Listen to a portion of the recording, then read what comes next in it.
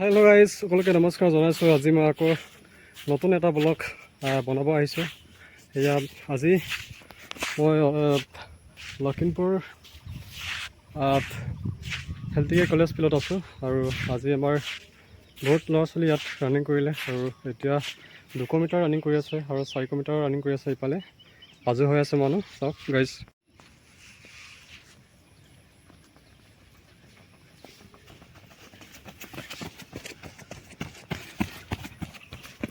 চাওক 200 মিটাৰ তালে দৌৰি আছে।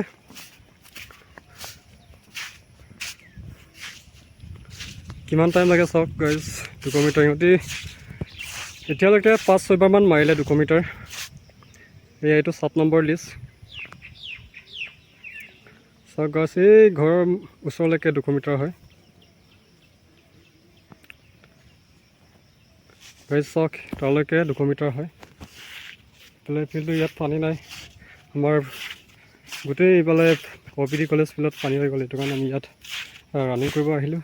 এইফালে পানী নাই, ধুনীয়া ফিল্ড ইয়াত। চাওক গাইজ, আৰু কিছুমান ইয়াত য'ত য'ত পানী আছে ইয়াত ৰানিং কৰিব পাৰিব ইয়াত সকলোৱে।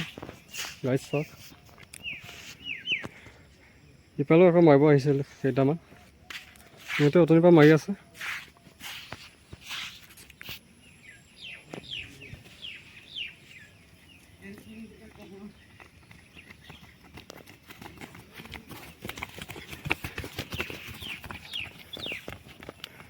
আসাম পুলিচৰ কাৰণে বহুত কষ্ট কৰি আছে ল'ৰা ছোৱালীকেইটা। চাওক গাইজ, মানে বহুত কষ্ট ট্ৰেইনিং কৰি আছে সিহঁতে। এতিয়া টাইমটো আপোনাৰ এতিয়া 9টা-10টামান হৈছেহি।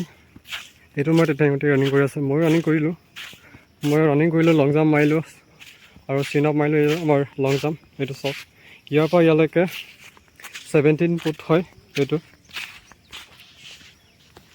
গাইজ চাওক।